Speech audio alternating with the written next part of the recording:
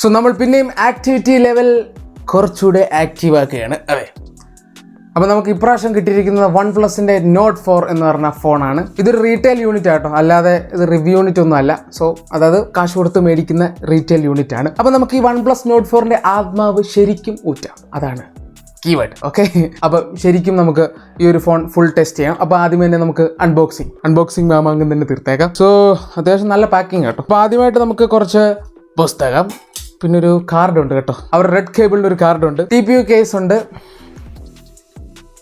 ഒരു variety TPU case, quality is good. കൂടാതെ നമുക്ക് 100 വാട്ട്സിൻ്റെ ഫാസ്റ്റ് ചാർജർ ഉണ്ട്, 100 വാട്ട്സ് കൊള്ളാം. അതേപോലെ തന്നെ Type A to Type C കേബിളാണ്. അപ്പോൾ ഫൈനലി ഫോണിലേക്ക് വരാം. സോ ഇതാണ് ഫോൺ, ഞാൻ നിങ്ങളെ ഡിസൈനൊക്കെ ഒന്ന് കാണിക്കാം. സോ ഇതൊരു ഫ്രണ്ട്, ഇതാണ് ബാക്ക് ഡിസൈൻ. നമ്മൾ ഇതിനെപ്പറ്റി കാര്യമായിട്ട് അറിയാം, ജസ്റ്റ് ഞാൻ ഒന്ന് കാണിക്കുന്നതേ ഉള്ളൂ. സോ അലേർട്ട് സ്ലൈഡറൊക്കെ ഉണ്ട് കേട്ടോ, അത് കൊള്ളാം, എനിക്കിഷ്ടപ്പെട്ടു. അലേർട്ട് സ്ലൈഡർ ഉണ്ട്, അത് വളരെ സന്തോഷം. പിന്നെ തിരിച്ചൊരു മെറ്റൽ സംഭവമാണ് ഇവർ ഉദ്ദേശിച്ചതെന്നാണ് പറഞ്ഞത്. അതായത് മെറ്റൽ ഈസ് ബാക്ക് എന്നൊക്കെ പറഞ്ഞ് ഇവർ പ്രൊമോട്ട് ചെയ്തത്. ഒരു ഡുവൽ ടോൺ ഡിസൈനാണ്. റിയൽമി GT60 ഒക്കെ പോലെ ഇവരെല്ലാം കസിൻസ് ആണല്ലോ, ഏതാ. എനിവേ നമുക്ക് ഇതിൻ്റെ ആത്മാവ് ഊറ്റിയിട്ട് ബാക്കി ചർച്ച ചെയ്യാം. ഫൈനലി നമ്മൾ ഈ ഒരു ഫോണിൻ്റെ ആത്മാവ് ഊറ്റിയിരിക്കുകയാണ്. അതെ, OnePlus Note 4. നമുക്ക് അതിൻ്റെ കാര്യങ്ങളിലേക്ക് കിടക്കാം. അതിന് മുമ്പ് സബ്സ്ക്രൈബ് ചെയ്യുക. അപ്പോൾ ഉടനെ തന്നെ തുടങ്ങിയേക്കാം, വെറുതെ ലാഗ് അടിപ്പിക്കുന്നില്ല. സോ ഫസ്റ്റ് ആയിട്ട് നമുക്ക് ഈ ഒരു ഫോണിൻ്റെ ബിൽഡ് ആൻഡ് ഡിസൈനിൽ നിന്ന് കിടക്കാം. വളരെ പ്രീമിയം ബിൽഡ് ആൻഡ് ഡിസൈൻ എന്ന് പറയേണ്ടി വരും. കാരണം ഇതിനകത്ത് നമുക്ക് മെറ്റൽ ഫ്രെയിം ആണ്, അതേപോലെ തന്നെ മെറ്റൽ ബാക്ക്, അതായത് aluminium back aluminium frame. So ആ മെറ്റലിൻ്റെ ഒരു ഗുമ്മുണ്ട്. പണ്ടത്തെ കുറേ ഫോണുകൾ മെറ്റലായിരുന്നു, പെട്ടെന്നൊരു സുപ്രഭാതത്തിൽ മെറ്റൽ എന്ന് പറഞ്ഞ സ്റ്റൈൽ മാറി ഗ്ലാസ് കഴിഞ്ഞ് പിന്നെ മിക്കവരും പ്ലാസ്റ്റിക് ആക്കി. ചില 80,000 രൂപയ്ക്ക് വിൽക്കുന്ന ഫോൺ വരെ പ്ലാസ്റ്റിക് ആണ്. അപ്പം അങ്ങനത്തെ ഒരു സെറ്റപ്പിലാണ് കാര്യങ്ങൾ പൊയ്ക്കൊണ്ടിരിക്കുന്നത്. പക്ഷേ ഇപ്പോഴത്തെ ഒരു ട്രെൻഡ് എന്ന് പറഞ്ഞാൽ പഴയ സാധനം തിരിച്ചു കൊണ്ടുവരിക എന്നുള്ള. അപ്പം ആ ഒരു സ്കീമിൽ മെറ്റൽ ബാക്ക് കൊള്ളാം, ഹോൾഡ് ചെയ്യാനൊക്കെ സുഖമാണ്, വെയിറ്റ് ഡിസ്ട്രിബ്യൂഷനൊക്കെ ഫൈനാണ്. 199.5 ഗ്രാം ഈ ഒരു ഫോൺ വെയിറ്റ് ഉണ്ട്, 8 മില്ലിമീറ്റർ തിക്നെസ് ആണ്. എന്നിട്ട് 5500 mAh ബാറ്ററി ഉണ്ട് കേട്ടോ. അതൊക്കെ വെച്ച് നോക്കുമ്പോൾ ഇത് ഇൻഹാൻഡ് ഫീലൊക്കെ നൈസാണ്. പിന്നെ ഈ പറഞ്ഞ മെറ്റൽ ഹോൾഡ് ചെയ്യാൻ കുറച്ചുകൂടെ സുഖമാണ്. പക്ഷേ ഈ മേൽവശം ഗ്ലാസ് ആണ്. ഇത് ആക്ച്വലി ഇവർക്ക് ഫുൾ എണ്ണ ആക്കിയിരുന്നെങ്കിൽ ആ ഒരു ഫിനിഷ്, ഒരു മാറ്റ് ഫിനിഷ് പോലെ ആയിരുന്നു. അതാകുമ്പോൾ നമുക്ക് ഫിംഗർ പ്രിന്റ് ഒന്നും പറ്റത്തില്ലായിരുന്നു. പക്ഷേ ഈ ഒരു ഭാഗം നല്ലതായിട്ട് ഫിംഗർ പ്രിന്റും പറ്റും, അതേപോലെ തന്നെ നല്ലതായിട്ട് ഡസ്റ്റ് കയറും. ഈ പറഞ്ഞ ക്യാമറ ബമ്പിന്റെ അവിടെ നന്നായിട്ട് പൊടി കയറും. പക്ഷേ ഓവറോൾ ഡിസൈൻ എന്ന് പറഞ്ഞാൽ ആൾക്കാരുടെ ഇഷ്ടപ്പെട്ട ഒരു പെർസ്പെക്റ്റീവാണ്. എനിക്ക് വലിയ കുഴപ്പമില്ല, എനിക്കങ്ങനെ മിക്ക ഫോണുകളുടെ ഡിസൈൻ ഇഷ്ടമാണ്. വളരെ റെയർ ആയിട്ട് ഈ സാംസങ്ങിന്റെ മാത്രമേ എനിക്കങ്ങനെ വലിയ താല്പര്യം വരാത്ത ഡിസൈൻസ് ഉള്ളൂ. Means M series F സീരീസിലൊക്കെ. ബാക്കിയൊക്കെ ഫോൺസിന്റെ ഒക്കെ ഡിസൈൻസ് ഒക്കെ എനിക്ക് വലിയ പ്രശ്നങ്ങളില്ല, ഈവൻ ഏത് ഫോണാണെങ്കിലും. സോ ഡിസൈൻ പെർസ്പെക്റ്റീവിൽ എനിക്ക് പ്രത്യേകിച്ച് ഒന്നും പറയാനില്ല. ഇനി പോർട്സ് ആൻഡ് ബട്ടൺസ് നോക്കിക്കഴിഞ്ഞാൽ റൈറ്റ് സൈഡിൽ നമുക്ക് വോളിയം റോക്കോസും പവർ ബട്ടണും ഉണ്ട്. താഴത്തേക്ക് നോക്കിക്കഴിഞ്ഞാൽ നമുക്ക് സിം സ്ലോട്ട് ഉണ്ട്, ഡുവൽ സ്ലോട്ട് ആണ്. Type C പോർട്ട് ഉണ്ട്, അതേപോലെ തന്നെ ഡുവൽ സ്റ്റീരിയോ സ്പീക്കേഴ്സ് ആണ്. അതിന്റെ ഒരു സ്പീക്കർ ഗ്രിൽ ഇവിടെ ആണ്. പിന്നെ ഈ പറഞ്ഞ മെറ്റൽ ആയതുകൊണ്ട് തന്നെ ആന്റീന ലൈൻസ് ഒക്കെ ഉണ്ട് ഇവിടെ. ലെഫ്റ്റ് സൈഡിൽ നമുക്ക് അലേർട്ട് സ്ലൈഡർ ഉണ്ട്. ഇതൊരു കിടിലൻ സാധനം കേട്ടോ. 3 ഓപ്ഷൻസ് ഉണ്ട്. അപ്പം പിന്നെ മേൽവശത്തേക്ക് നോക്കിക്കഴിഞ്ഞാൽ നമുക്ക് നോയിസ് ക്യാൻസലേഷൻ മൈക്കും ഉണ്ട്, അതേപോലെ സ്പീക്കർ ഗ്രില്ലിന്റെ അടുത്ത സാധനമുണ്ട്, ഡുവൽ സ്റ്റീരിയോ സ്പീക്കേഴ്സിന്റെ. അതേപോലെ തന്നെ IR ബ്ലാസ്റ്ററിന്റെ സെൻസറിന്റെ സാധനമുണ്ട്. അപ്പോൾ ഇതൊക്കെയാണ് ഓവറോൾ ലുക്ക് ആൻഡ് ഫീൽ. അടുത്തത് നമുക്ക് ഈ ഒരു ഫോണിന്റെ ഡുവൽ സ്റ്റീരിയോ സ്പീക്കേഴ്സ് ഒന്ന് ചെക്ക് ചെയ്യാം.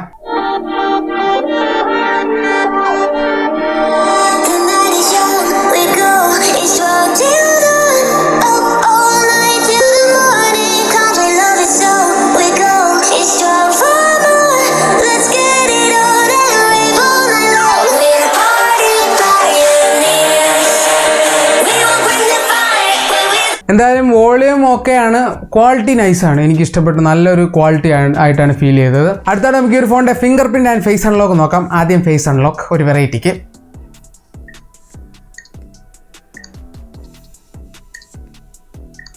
ഭയങ്കര ഫാസ്റ്റാണ്. ഈ ഫിംഗർ പ്രിന്റ് നോക്കിക്കഴിഞ്ഞാൽ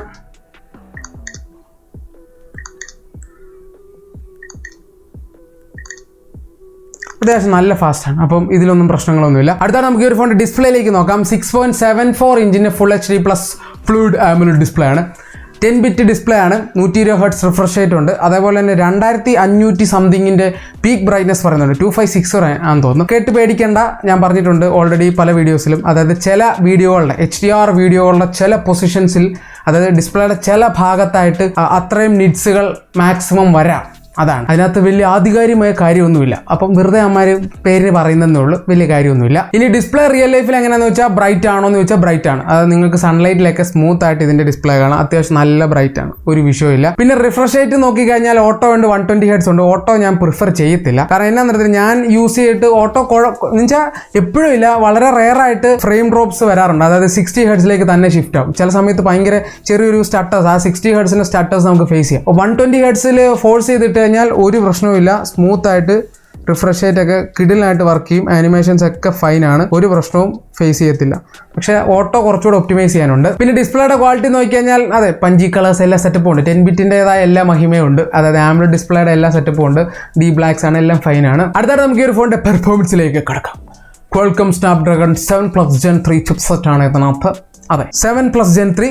അതേപോലെ LPDDR5 റാം ആണ്, UFS 3.1 ആണ്, 4.0 ഉണ്ട്, 256 GB വേരിയന്റ്. ഇത് 3.1 ആണ്, നമ്മുടെ 128 GB വേരിയന്റ് ആണ് ഇരിക്കുന്നത്. അപ്പം 3.1 ഈസ് അതിന്റെ പെർസ്പെക്റ്റീവിലൊക്കെ ഫൈൻ ആണ്. AnTuTu സ്കോർ നോക്കിക്കഴിഞ്ഞാൽ 9,55,095 ആണ് സ്കോർ വന്നിരിക്കുന്നത്. Geekbench സ്കോർ നോക്കിക്കഴിഞ്ഞാൽ 943 ആണ് സിംഗിൾ കോർ സ്കോർ, 3795 ആണ് മൾട്ടി കോർ സ്കോർ. ഇനി നമുക്ക് CPU ത്രോട്ടിലിംഗ് ടെസ്റ്റിനെ പറ്റി നോക്കുകയാണെങ്കിൽ വളരെ വിയേർഡ് ആയിട്ടൊരു ഔട്ട്പുട്ട് ആണ്. അത് വളരെ വിചിത്രമാണ്, കാരണം 15 മിനിറ്റിന്റെ ടെസ്റ്റിൽ എനിക്ക് കിട്ടിയത് 61% സ്റ്റെബിലിറ്റി ആണ്, 61%. അതായത് അത്യാവശ്യം ഫോൺ ത്രോട്ടിലേക്ക് പോയി. അതേപോലെ 30 മിനിറ്റിന്റെ ടെസ്റ്റ് ചെയ്തപ്പോൾ എനിക്ക് 75% ത്രോട്ടിലിംഗ് സ്റ്റെബിലിറ്റി ആണ് കിട്ടിയത്. അതായത് ഈ ഒരു ഫോൺ അങ്ങ് പോകും തോറും, പെർഫോമൻസ് വെച്ചുള്ള ടാസ്ക് പോകുന്നോറും ആ ഒരു ത്രോട്ടിൽ വരും, അത് കഴിഞ്ഞാൽ റിലീവ്, അങ്ങനത്തെ ഒരു സെറ്റപ്പാണ്. അപ്പം നമ്മുടെ റിയൽ ലൈഫ് യൂസിലൊന്നും നിങ്ങൾക്ക് ഒന്നും ഫേസ് ചെയ്യത്തില്ല, കാരണം ഇറ്റ്സ് ഫൈൻ.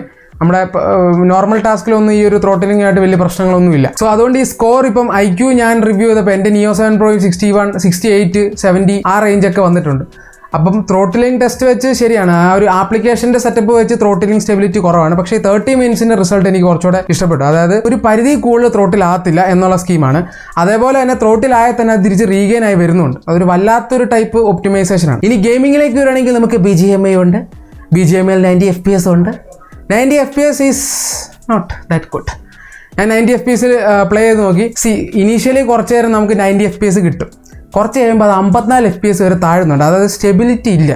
പക്ഷേ 60 ഹെർട്സിൽ നിങ്ങൾ കളിക്കുകയാണെങ്കിൽ നിങ്ങൾക്ക് ഒരു 50 to 60 റേഞ്ച് കിട്ടും. അതായത് വലിയ കുഴപ്പമില്ലാതൊക്കെ നിങ്ങൾക്ക് കളിക്കാം. പക്ഷേ ഇത് ഗെയിമിങ്ങിനൊന്നും എനിക്ക് അങ്ങനെ ഗെയിമിങ്ങിനായിട്ട് നിങ്ങൾക്ക് പോക്കോ F3 എടുക്കുന്നതാണ് ഞാൻ കുറച്ചുകൂടി പ്രിഫർ ചെയ്യുന്നത്. കാരണം 8s Gen 3 സുപ്പീരിയർ ആണ് ഇതിനേലും, അത് കുറച്ചുകൂടി ഒപ്റ്റിമൈസ് ആണ്. പിന്നെ എക്സ്ട്രാ കുറച്ച് സാധനങ്ങളുണ്ടായി. ഇത് ഞാൻ ഗെയിമിങ്ങിന് അങ്ങനെ റെക്കമെൻഡ് ചെയ്തില്ല. പക്ഷേ നോർമൽ ഒരു യൂസർ ആണെങ്കിൽ നിങ്ങൾക്ക് ഒരു രീതിയിലുള്ള പ്രശ്നവും വരത്തില്ല, കാരണം നല്ല രീതിയിൽ തന്നെ നിങ്ങൾക്ക് ഈ ഒരു ഫോൺ യൂസ് ചെയ്യാൻ പറ്റും. ഹീറ്റിങ്ങിലേക്ക് നോക്കിക്കഴിഞ്ഞാൽ ഈ ഒരു ഫോൺ ഹീറ്റ് ആകും, അതാണ്.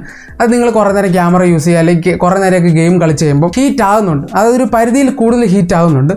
അപ്പോൾ അതിൻ്റെ ഒരു പോസിബിൾ ആൻസർ എന്ന് പറയുന്നത് മെറ്റലാണ്. മെറ്റൽ ഫ്രെയിം ആയതുകൊണ്ടാവാം, മെറ്റൽ ഫ്രെയിമും മെറ്റൽ ബാക്കും ആയതുകൊണ്ടാണ്. കാരണം മെറ്റൽ അറിയാമല്ലോ, നിങ്ങൾക്ക് കുറച്ചുകൂടെ ഹീറ്റിനെ നന്നായിട്ട് അബ്സോർവ് ചെയ്യും. അതായത് ചെറിയ ഹീറ്റ് ഉണ്ടാകുമ്പോൾ തന്നെ അതിനെ അത്രയ്ക്ക് വലിച്ചെടുക്കുന്നതുകൊണ്ട് നമുക്ക് ഹീറ്റ് കൂടുതൽ ഫീൽ ചെയ്യും. ഗ്ലാസും പ്ലാസ്റ്റിക്കും ഒരു പരിധി വരെ ഹീറ്റിനെ അത്രയ്ക്ക് ഫീൽ ചെയ്യിപ്പിക്കത്തില്ല. മേ ബി എല്ലാ ഫോണുകളും ഹീറ്റ് ആവാം.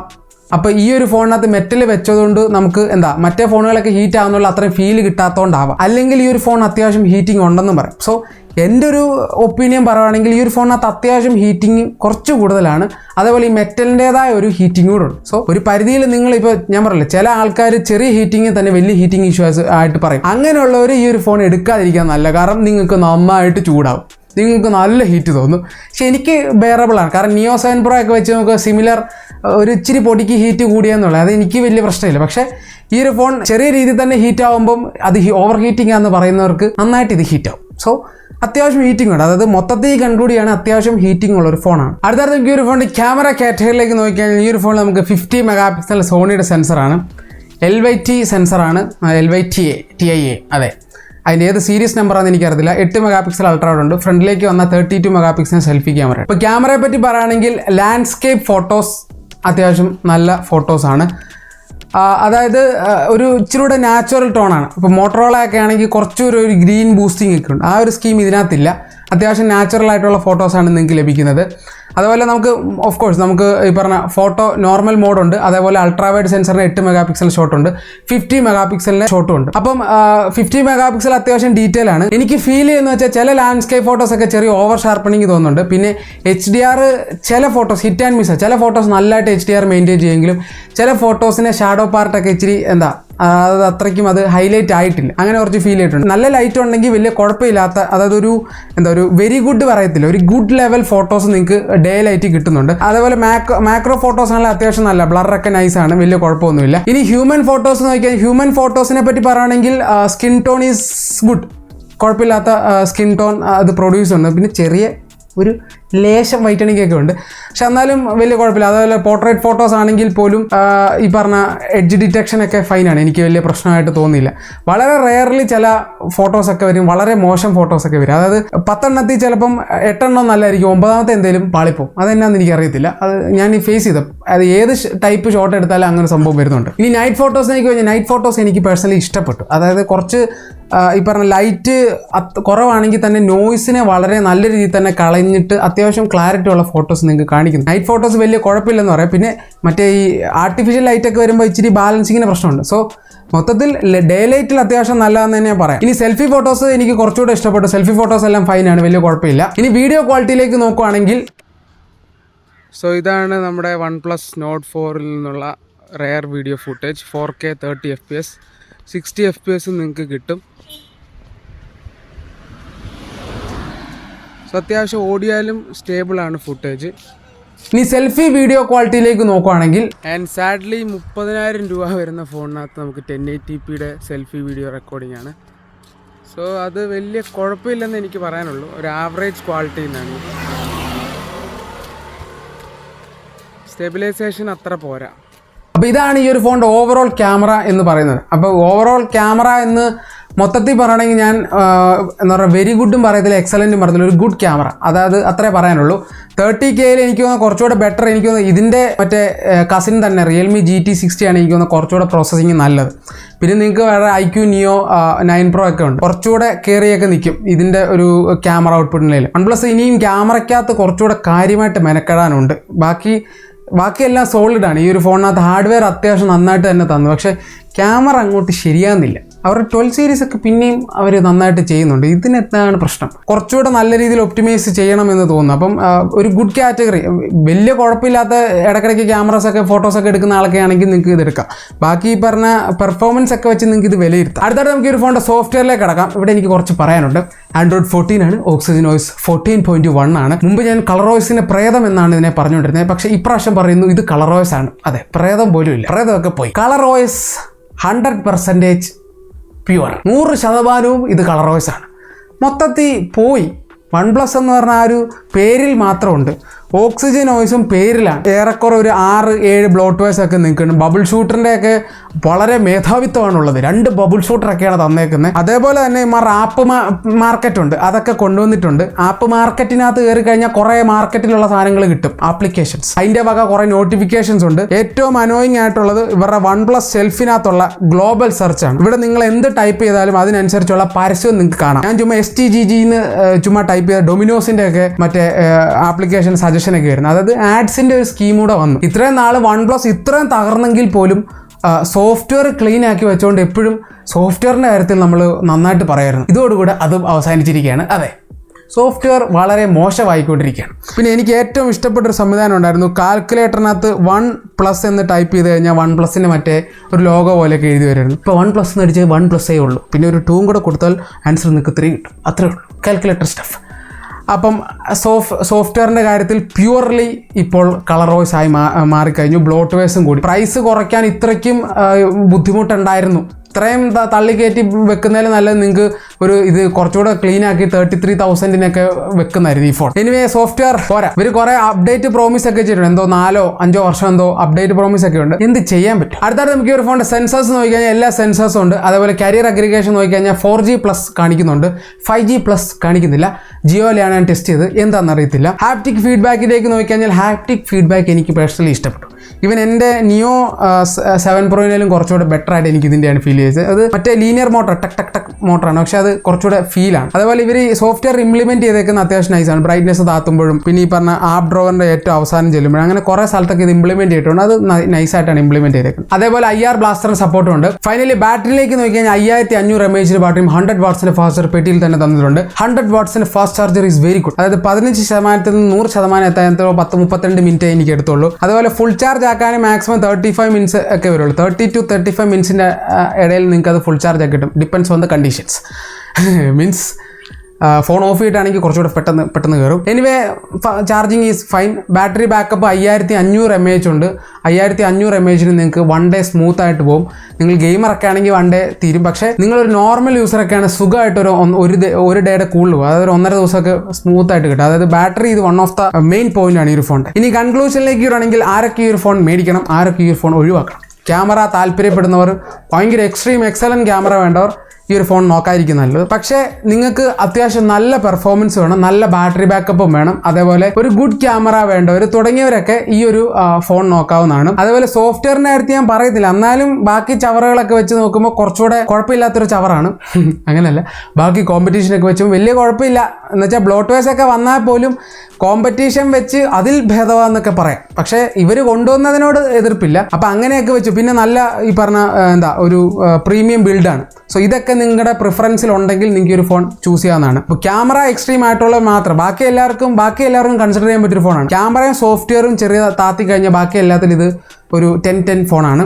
എന്തായാലും കൺസിഡർ ചെയ്യാവുന്ന ഒരു ഓപ്ഷനാണ്, നല്ലൊരു ഫോണാണ്, കുഴപ്പമില്ല. അപ്പോൾ ഇത്രയൊക്കെ പറയാനുള്ളൂ. പുതിയൊരു വീഡിയോ ആയിട്ട് എല്ലാവർക്കും